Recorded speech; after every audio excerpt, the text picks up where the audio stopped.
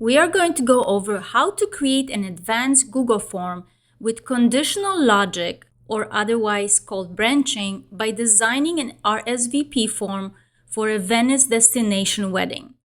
You will learn how to set up different types of questions in the editor, how to add validations, how they appear for the responders, and how Google Forms summarizes the results. I will also cover some advanced settings like embedding the form on a website, using add-ons, and viewing the results in Google Sheets. You can skip around to the section that interests you most. First, let's go over the types of questions you can set up in Google Forms. The most used question type in Google Forms is multiple choice, which supports branching.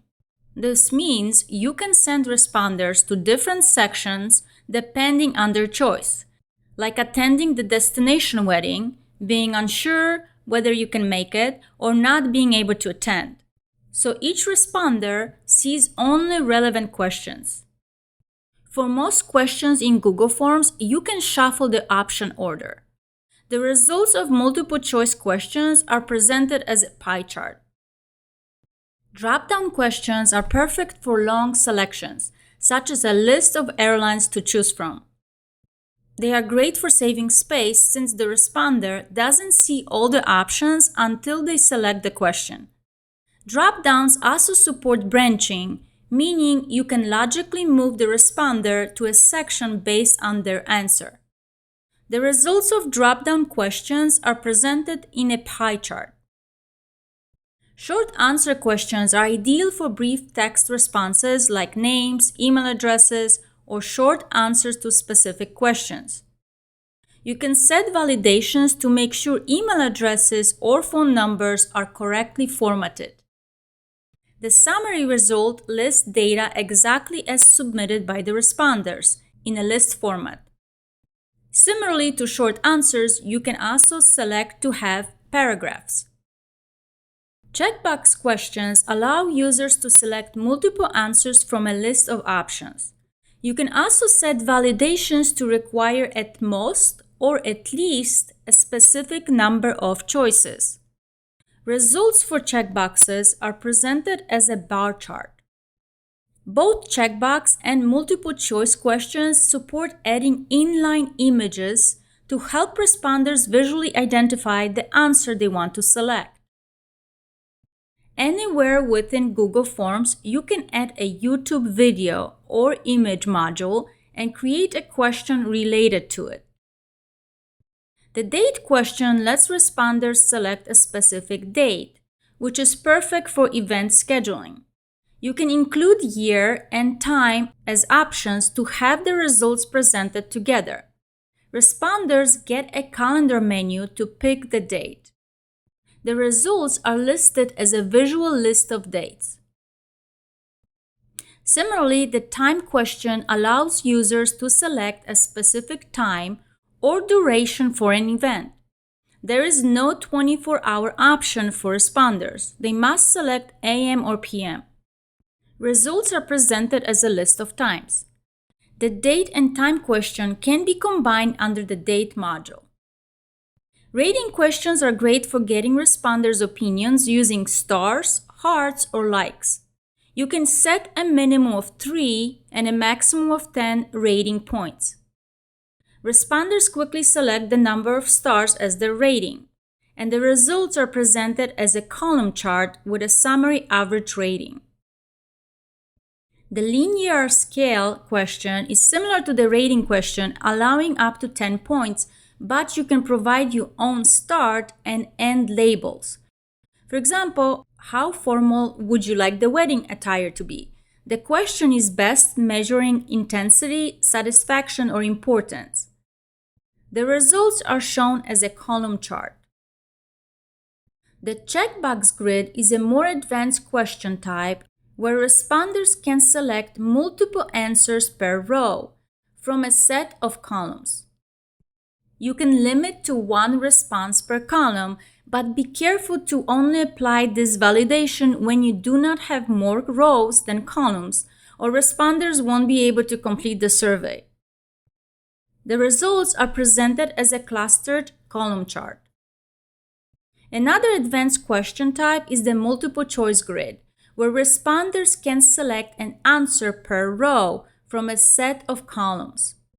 Make sure you do not select the require a response in each row option and add the validation limit of one response per column if you have more rows than columns, as responders won't be able to complete the question. The results are presented as a clustered column chart. Finally, responders can upload files to Google Forms such as documents, images, or PDFs. During setup, you can specify the allowed file type, maximum number of files, and maximum file size. Note that responders must have a Google account to upload files. The results are shown as a list of submitted files that you can review in a dedicated folder created automatically for the Google form on your Google Drive. Now we are ready to create our advanced RSVP Google form. Open Google Drive, click the plus button for New, and scroll down to Google Forms. Here you have three options: blank form, blank quiz, or from a template.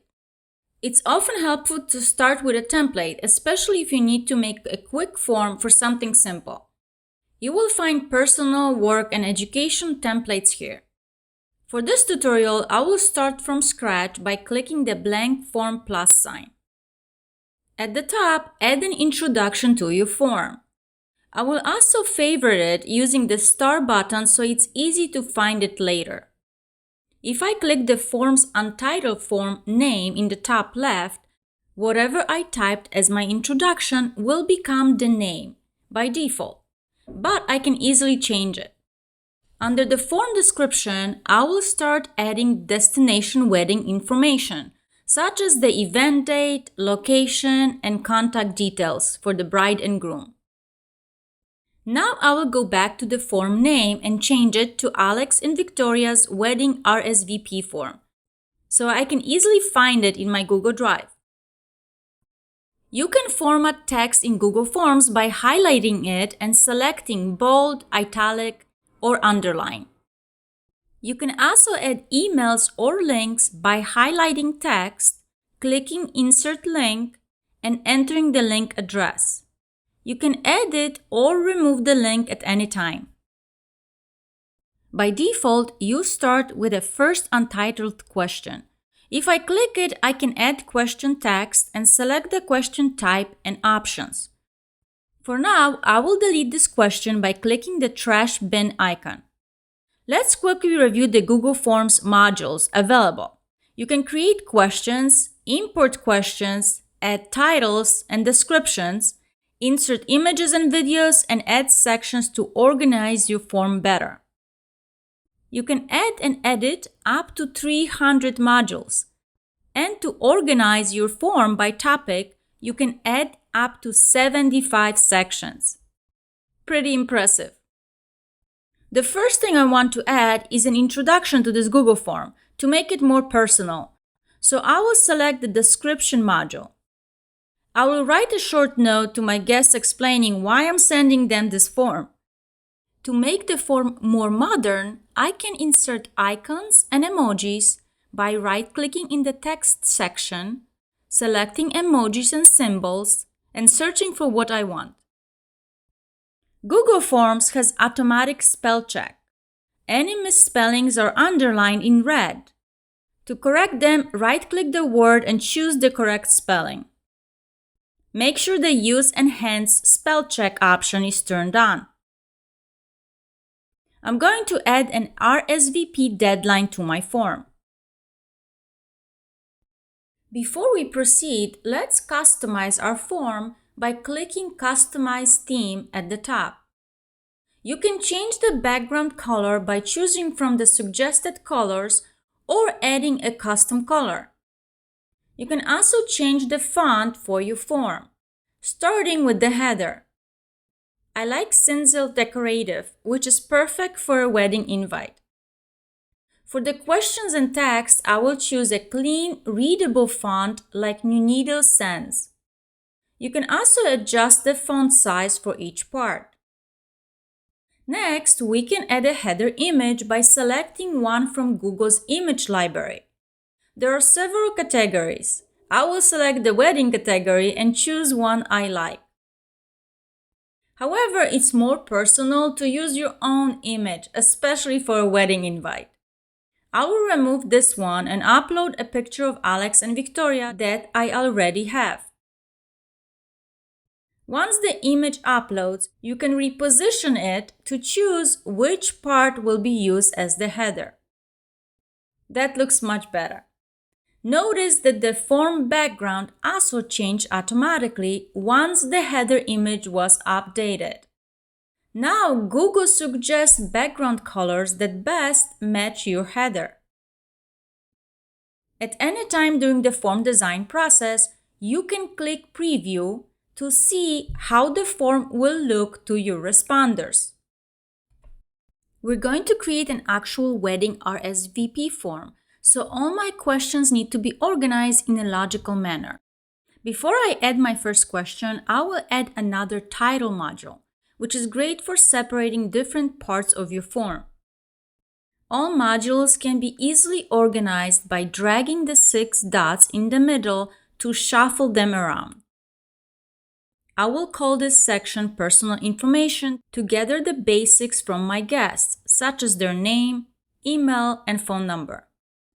Each module has more options if you click the 3 dots on the right.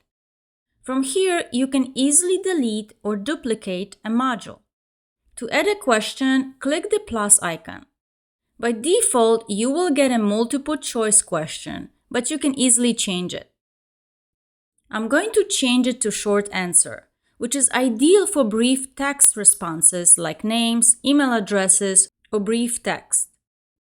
Short answers fields can also have validations. In the bottom right, you can choose whether the question is required or not. For a wedding RSVP, getting guests' names is important, so this will be required. Each question also lets you add images if needed. Instead of adding a new blank question, you can duplicate an existing one and then modify it, which is easier. Another standard request is collecting email addresses with the short answer module. To make sure people provide actual email addresses in correct format, you can add a response validation by clicking the 3 dots at the bottom right. Then selecting text and specifying email. You can also enter a custom error message. I will duplicate this module one more time to collect phone numbers in case I need to contact my guests. For phone numbers, I will keep the validation but select regular expression and then specify to match a pattern. The pattern I want is numbers in the format of 3, 3, and 4. However, you can't just type it like that. You need to use the correct regular expression, which I don't know off the top of my head. So I will copy it from this website. Then enter a custom error message to help your guests out if they make a mistake. Now let's quickly preview our form and test the validations. They work perfectly. For longer responses like feedback or messages, you can use the paragraph option and add a validation to limit the maximum text length. Now I will start adding relevant Venice destination wedding questions, beginning with a title module. The most important question is whether my guests will attend the wedding. For this type of question, I will use multiple choice, where users can select one answer from a list of options. You can use the suggested multiple choice options or type your own. Since this is the most important question, I will make it required. After you list your options, you can change their order by dragging them up or down. You can also delete an option by clicking the X on the right. For any question, you can shuffle the option order, which is useful for quizzes to prevent memorization or for surveys where you want more genuine responses. Another reason to use multiple choice is that it supports branching, which means directing responders to different sections based on their answers. For example, guests who select yes, maybe, or no will each see different or shorter sections, so those not attending don't have to complete an entire form. How do we do that? We need to create 3 separate sections in the survey by adding the section modules. The first section will be for guests who will be attending the destination wedding. To add another section, you must add at least one question to a section. The second section will be for guests who are not sure whether they will be able to attend. The third section will be for guests who won't be able to make it to Venice, Italy. If you want a bird's eye view of the survey, you can collapse the sections to see the layout more clearly. Once the sections are created, go back to the multiple choice attendance question and link each answer to the appropriate section. To do that, click More Options in the bottom right and select Go to section based on answer. Now you will see a Continue to Next section drop-down on the right of each multiple choice option. I will link each answer to its corresponding section. You can have 2 options going to the same section, but obviously it doesn't make sense in our case. Also, underneath each section, you can specify where the survey should continue to. This is useful for the sections that end with questions that don't use branching. I will leave the Continue to Next section option as default. Let's start building our Attending the Wedding section for the Yes guests by adding different types of questions available in Google Forms. First, I will add an image to this section to remind guests of our engagement and include a brief description. Next, I will add a drop-down question to specify who will be attending the wedding. If you make a mistake at any point, you can use undo or press Command+Z on Mac or Control+Z on PC to go back. Drop-down questions are great for long lists or lists that don't need to stay visible. You are also able to create a conditional logic with drop-down questions. I will also add a short answer question to collect names of additional guests who will be brought to the wedding. This question will not be required since not everyone will be bringing a guest. If you need to set up a question similar to a previous one, simply duplicate it and move it where you need it. Any answers that don't match what I need, I can remove. I can also copy and paste from another source to speed up the process of building the form. I will go over how to import questions from Excel or Google Docs later in the video. Just like with modules and questions, you can duplicate, move, delete, or merge sections. If your form is long, you can select to move a section to quickly reorganize it.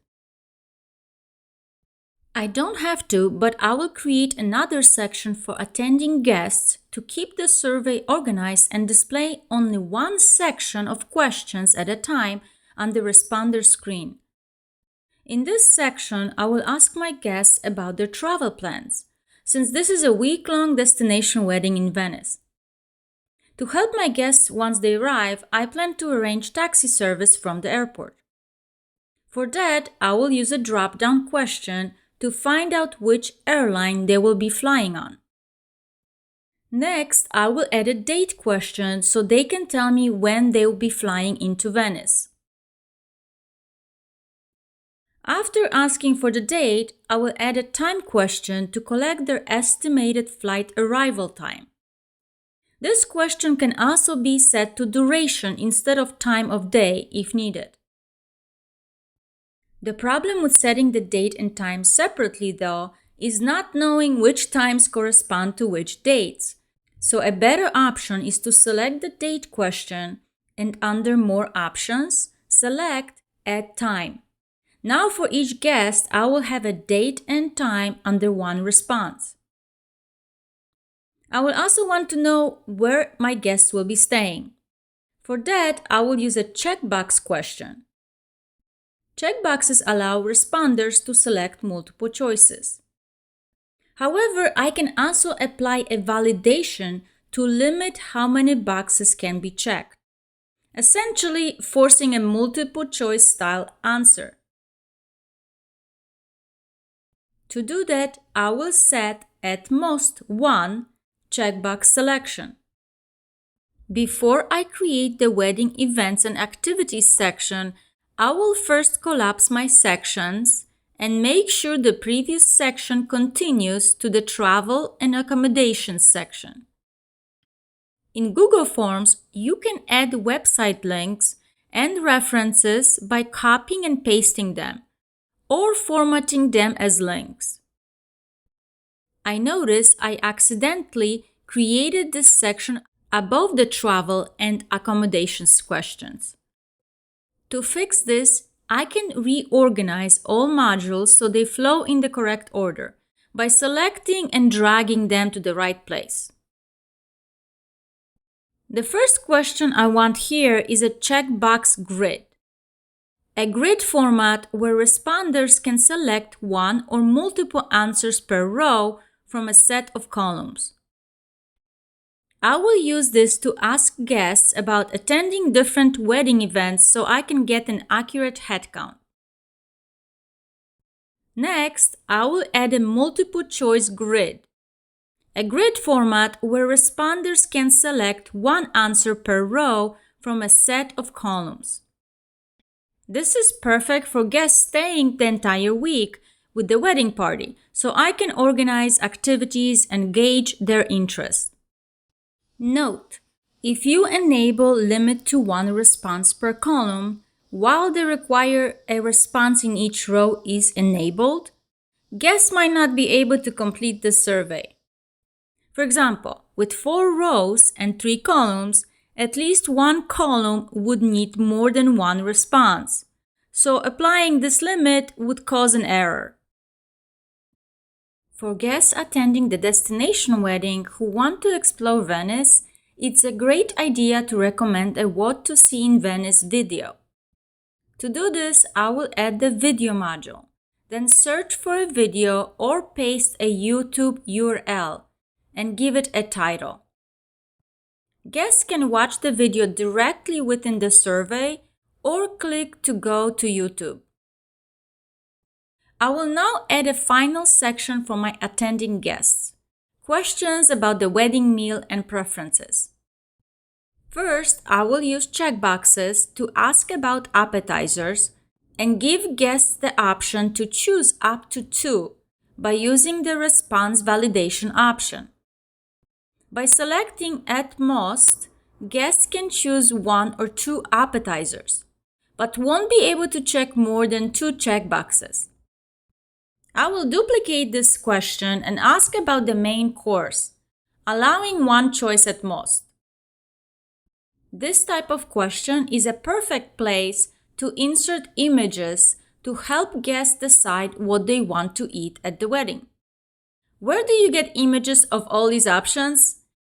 If you Google it, some of the images may be copyrighted, and another problem is that they would be different in sizes, proportions, and quality. A better option may be to use Canva. Go to Canva, select your Canva size. I'm going to use this thumbnail size even though I want them to be square. I will show you how to remove the extra white space later on. I will search for my food options, insert them into the canvases, and name each slide so that when I export them, the files will already have those names. I will open my files and crop them into squares. I'm using a Mac, so I will use Preview to do that. On a PC, you can use photos or paint to crop images. Then I will go back to my Google form and insert an image next to each food item. On the editor side, it might not look that impressive, but on the recipient's end, the visuals are extremely helpful and make it much easier for responders to make decisions. To stay consistent, I will duplicate the question again to ask about desserts, using checkboxes and validation of one checkbox max. I will include a multiple choice question to ask guests about dietary restrictions, helping us avoid any issues during the wedding feast. In most questions, you can use the other option so guests can share additional suggestions or feedback. Finally, I will ask about drink preferences to ensure we have the right quantities of each wine and non-alcoholic drinks for the guests. Since this is a destination wedding, you may want to check if guests have any accessibility needs or need help getting around for different activities. I will start with a multiple choice question to ask how guests will reach the wedding venue. Then I will use checkboxes to ask about special accommodation needs. A fun question to include is a linear scale from 1 to maximum 10, asking how formal the wedding should be, from casual to black tie. This helps gauge whether most guests plan on bringing gowns and tuxedos or prefer a bohemian beach feel. Another fun idea is to use a rating question to ask how excited guests are for the event. You can set this up with up to 10 stars, likes, or hearts. Many weddings include slideshows or photo presentations of the couple. To collect pictures from guests, I will set up a file upload question. You will see a notification that files will be uploaded to your Google Drive and that responders will need to sign in with their Google accounts. Click Continue, then type in instructions for what kind of files you're requesting. I recommend specifying the allowed file types by toggling that option. For my reception slideshow, I will allow videos, presentations, and images. I will also set the limit up to 10 files per guest, with a maximum file size of 10 megabytes each, so no one takes all my Google Drive space. This question will not be required. Since this is the last question for the attending guests, I will select the Submit Form option at the bottom so the questionnaire does not continue to the maybe or not attending guest sections. I am not done yet. Now I want to add questions for the responders that selected maybe or who can't come to the wedding in Venice. For the maybe guests, I will add a date module to let me know when to follow up with them to confirm if they will be able to attend after all.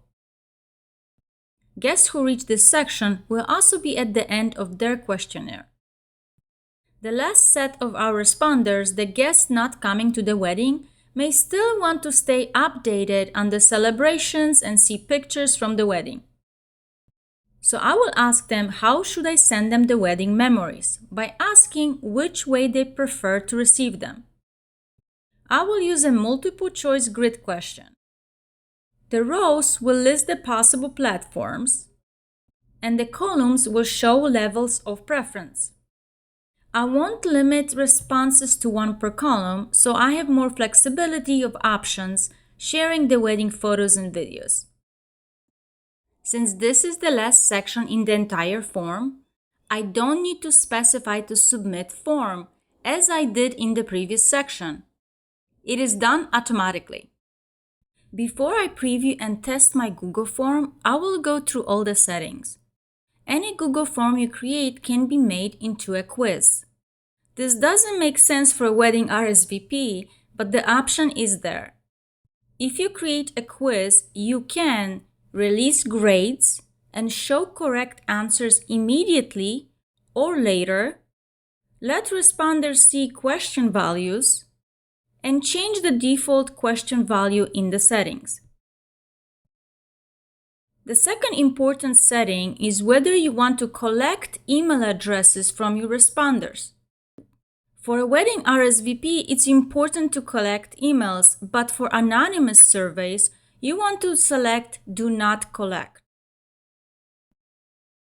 Collecting email addresses has two choices: verified email addresses, which require Google account sign-in and is automatically collected, or manual user input, which is more flexible but doesn't authenticate the address. You can also allow guests to receive a copy of their responses.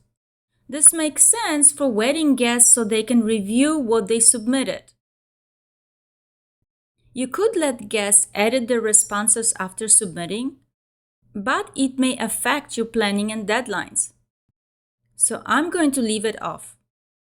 You can also set how many responses are allowed per person. For an RSVP, I will keep it at 1.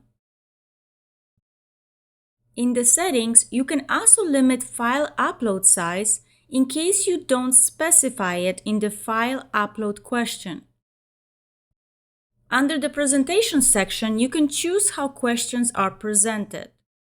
I like to enable the progress bar because it helps guests see how long the form is and where they are in it. There's an option to shuffle questions, which is useful for quizzes or to reduce bias. Each form submission will show a default confirmation message saying your response has been recorded. You can edit this message to make it more personal, which I will do for my wedding guests. You can also choose whether to show a summary of responses to guests. This helps guests see who's coming and what they'll be doing. For anonymous surveys, you may want to hide the summary to protect personal data and avoid influencing how others respond. By default, if a responder leaves the form or the browser crashes, their answer will be auto-saved. The last two settings here control the default options for email collection and required questions when you create a new form. We have already covered some, but at the top ribbon of Google Forms, you have several additional options and settings. Customize theme, which we already use to style our form's headers, fonts, and background colors. The preview lets you test how your form will look to responders. The undo and redo actions allow you to fix mistakes or revert changes quickly. And copy responder link, which lets you share your form, but can only be shared after you publish the form. You can also share your form with others to make them editors or collaborators on your Google form. To do that, click the Share button, then add the collaborator's email address. Then change the type of access to editor. You can notify them via email of their newly granted editor access. You can change the setting for editors at the top to allow them to further share this form. Then click Send. The editor will receive an email with a link to the Google form. They will be able to change, edit, and add questions. At any point, you can revoke their access or transfer ownership of the Google form to them. Once you have finished creating your form and setting it up, you will want to publish it. This makes your form live. After publishing, you can go back to the responder link and copy it for sharing with your guests.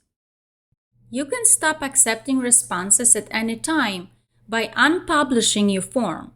The responders who click the survey link will see a message that the form no longer is accepting responses. You can edit this message as you like. Since I'm collecting email addresses, if I try to open the form link in incognito mode, responders will need to sign in to their Google account before filling it out. Now, let's go through how the Google form looks on the responders end and test out all the questions. Since I set the form to verify and collect email addresses, responders will need to log in to their Google account or verify it if they already logged in. All the questions marked with an asterisk are required. Notice my email validation question. It will prompt responders to provide a valid email address if they make a mistake. If you choose to have email addresses verified by Google, you wouldn't need this question. The phone number question validates the correct formatting. At the bottom, responders will see a progress bar showing the number of sections they have to complete. Each section's questions appear together, which helps divide a long survey into digestible parts. After completing one section, the responder must click Next to continue. Since this form is branched out based on the attendance question, responders will see different sections depending on whether they select yes, maybe, or no for attending the destination wedding in Venice. Let's first check what the responders who select maybe or no see on their end. If I select maybe, I am straight away taken to the second to last section to provide a follow-up date. If I select the not being able to attend, I am taken directly to the last section from my survey and are presented with a multiple choice grid that asks me how I would like to receive wedding memories. Now guests who will be able to attend the wedding in Venice are moved to second section and start with a drop-down question to select options and a short answer to list any guests they will be bringing. The rehearsal dinner attendance is also formatted as a drop-down. Once you see how the questions appear, you can always go back to the editor and make changes. Drop-down questions are great for making the form appear shorter because most answers are hidden until clicked. That's why the airline question can contain a long list of options but still look minimal for responders. For the date question, a calendar pops up, allowing responders to easily select their arrival date. And since I also added a time option to that question, guests can provide time when they will be flying in. Checkbox questions appear as simple checkboxes. Any validation rules like minimum or maximum selections allowed will trigger an error message if responders make a mistake. A regular link acts like any other link to a website. The wedding and events section includes more interesting types of questions. The checkbox grid requires at least one response per row, and a warning message appears if a responder skips a row. Do not set the limit to one response per column if you have more rows than columns, or your responders won't be able to complete the question. The additional activities question is a multiple choice grid, which also requires one response per row and can have the same column limit issue. The video section lets you preview the video directly in the survey or open it on YouTube. The next two questions are checkboxes with images. The pictures really help your guests make a selection. They have two different validations. One allows selecting at most 2 appetizers, and the other allows only one main course. After that, there are 2 more questions before moving on to the 5th section. The first 2 questions under logistics are standard multiple choice and checkbox questions. The next 2 questions are unique. There is a linear scale question for the guests about wedding attire and a fun excitement rating question. Finally, we have a non-required upload your favorite memory question, where guests can upload allowed files to the Google Drive of the questionnaire owner. Guests are also invited to share a special message and warm wishes for the bride and groom. Now, for the attending guests, we reach the end of the survey and can click the Submit button. Notice it says we're completing section 7 of 7, even though really this is section 5 in the editor. That's because the other two sections are for guests who selected maybe or not attending. If allowed by the owner, after you complete the questionnaire, you can see all the responses or edit your current response to the survey. This is helpful if you need to make changes before the survey closes. On the form editor side, go to Responses at the top to see a summary and individual answers. Summary gives you a summary of all the responses. Question lets you review responses by question on the form. Individual lets you review answers by responders. Let's go through the summary and see how each question on our form is summarized.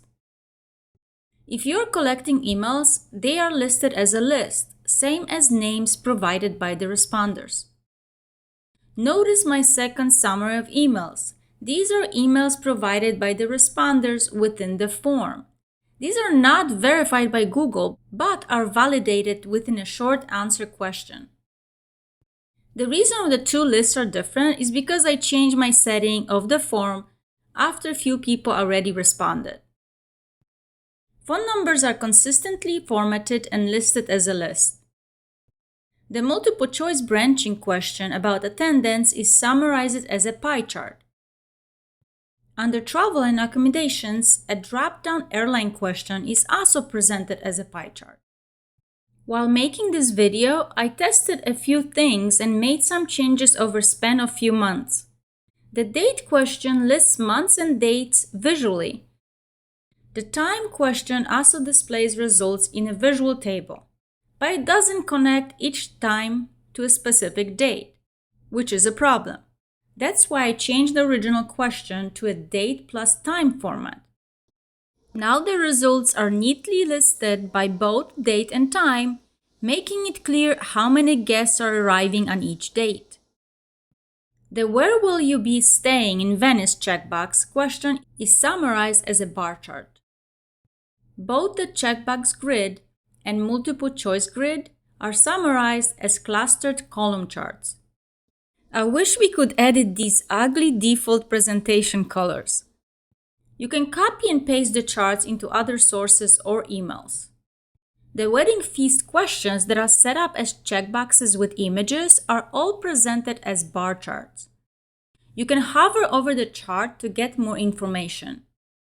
Since all checkbox questions are summarized as bar charts and all multiple choice questions are summarized as pie charts, this might influence which question type you choose.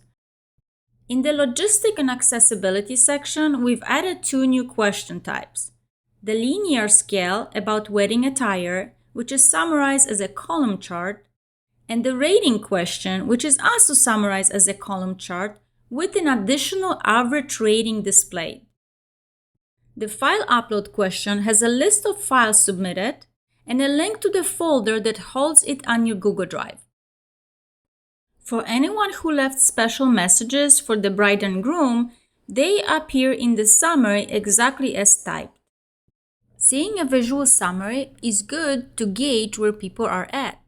But if you want to manipulate, respond, and see more details per responder, you will want to view it in Google Sheets by clicking the link to the corresponding file at the top, which is automatically created by Google.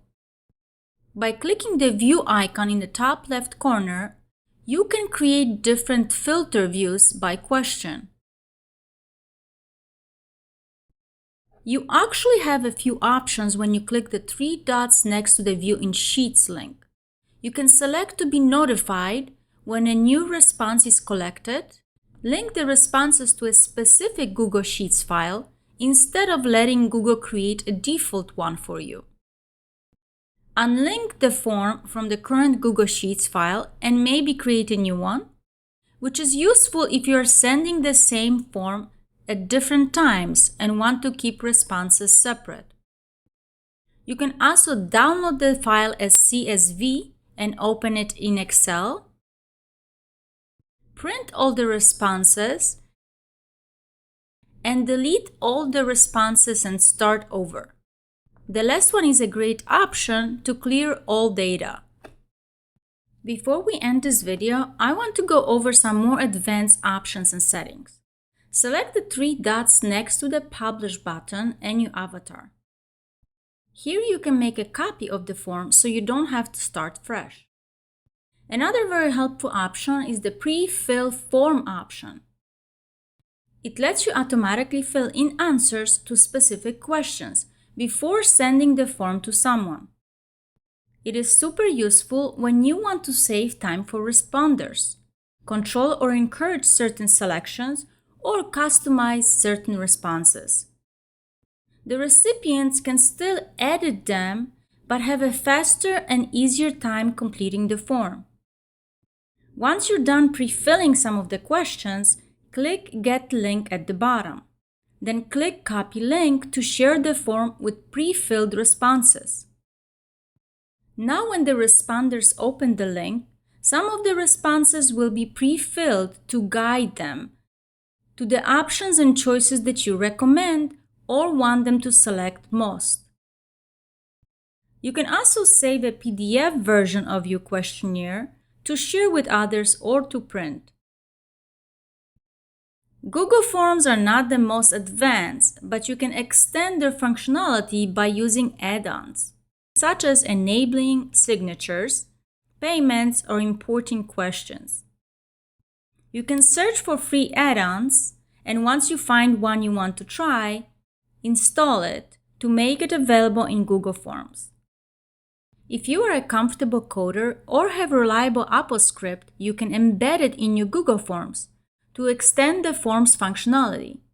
But that is a much more advanced topic. Now, let me show you another awesome ability of Google Forms: being able to embed it into your website to collect more responses. Go to the three dots for Advanced Settings and scroll down to Embed HTML. I get an error message that my form can't be embedded because I use the file upload question. So you know that's the limitation. I will have to either change or remove that question before I can proceed with the Embed HTML option. So I will remove the question for the time being. If you still want guests to upload files, you can simply share a Google Drive link instead. Now when I select that option, I can specify the width and height of the iframe that will be inserted on my website. I will copy the code and go to my website. I have a Divi built website, but any WordPress website will do. Go to a code module and paste the code.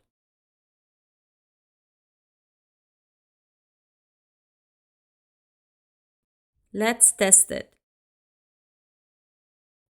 Now your responders can complete the questionnaire directly on your website, so you don't have to keep emailing new links whenever you update the form. The form looks very professional and is responsive, and best part, you didn't have to know how to code. It is also mobile friendly, so people can use it on their phones as well. If most of the form is not displayed, change the iframe width and height in the code. Instead of starting from scratch, you can import questions from another Google form, Doc, Word, PDF, ChatGPT, or a spreadsheet like Google Sheets or Excel. Let's start with a blank Google form for Jane and James' wedding. I'm going to use the Import Questions option. This option only allows you to import questions from other Google Forms. It won't let you import questions from other file types. I'm going to import questions from my other wedding RSVP form for Alex and Victoria. On the right, you will see a list of all the questions currently in that form. You can check specific sections or questions or select all to import everything. Once you have made your selections, click Import Questions. The questions are imported exactly as they were, since this is a Google Form to Google Form transfer. Another resource you might have is a list of questions in a Google Docs or Word. Unfortunately, to get them into a Google Form, you will need to manually copy and paste each question. Pasting a long drop-down option isn't too bad and goes pretty quickly. But if your survey is long, it can take a lot of time. If you have a PDF with your questions, it's the same process. Copy and paste each question. Then adjust any additional settings or options in the form.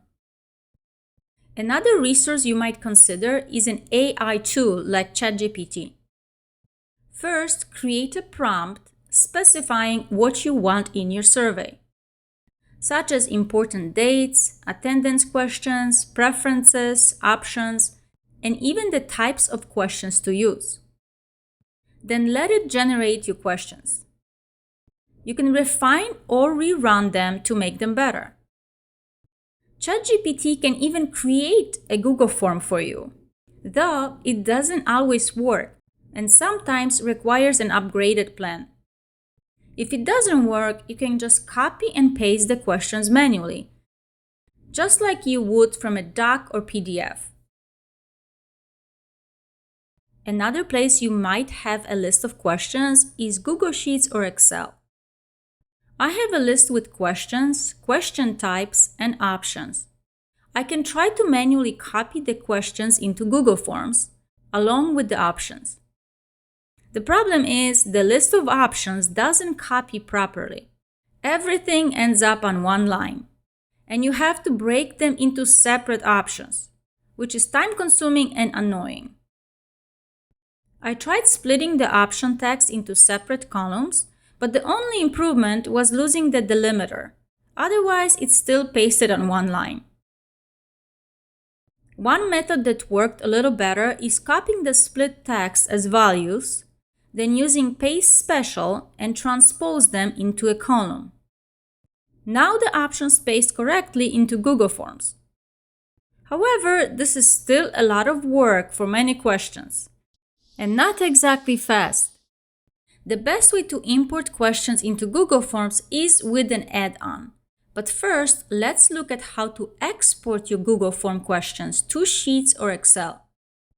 When your Google Form is complete, the only thing you can easily export is the responses as a CSV. You can export questions as a PDF, but not directly to Excel, which seems like something Google could add since you can export the responses to CSV. One workaround is to copy all your questions from the Google form and paste them into ChatGPT. Ask it to create an Excel file with all the questions. Make sure to specify questions and options, otherwise the options will be missing. You can also ask ChatGPT to add a column for the question type, or you can add it manually. This worked pretty well. Now I have a good Excel file that I want to use to import questions into Google Forms using an add-on. Go to your form, then click More Options and choose Get Add-ons. The one I found to be the best is a form builder. Install it into your system. Next, go to Add-ons, choose Form Builder, and start. This add-on lets you import questions from all types of formats: sheets, docs, slides, and forms. You can also export questions easily into the same formats. I want to import from Excel, so I first need to convert it to Google Sheets by uploading it to Google Drive and saving it as Google Sheets. Now I'm ready to click the Google Sheets option. Select the file you want to use, then choose the tab in the worksheet that serves as reference. You can import questions, questions and answers, or a quiz. I will select the second option. Then verify the range for import. For me, it is A1 to C25. Also, I will check the range includes headers in my file. Underneath, you have options where you need to tell Form Builder where to find your data. Questions are in column A. Question types are in column B. Option Start and Finish is in column C. In my case, I also am using a comma delimiter, so I will check that. Then click Get to start the import process. You will see a list of all the questions from your Sheets file, including the type and options. You can select Edit Properties to make changes to any question. You can also preview how the Google form will look before you import. If something doesn't look right, you can adjust it in the properties. You can easily change the question type from a drop-down menu. Under Advanced Features, you can control settings like overriding existing questions, shuffling option order, or collecting email addresses. Once everything is ready, click Import Now. You may still need to go through all the questions to make final adjustments, split options that didn't transfer correctly, or fix any specifications you missed. However, this was a very speedy process and worked the best. You have now learned everything from beginner to advanced features in Google Forms. If you would like a copy of this Destination Wedding RSVP form to use as a starting point for your own, you can grab it from my Etsy store. Thanks so much for watching.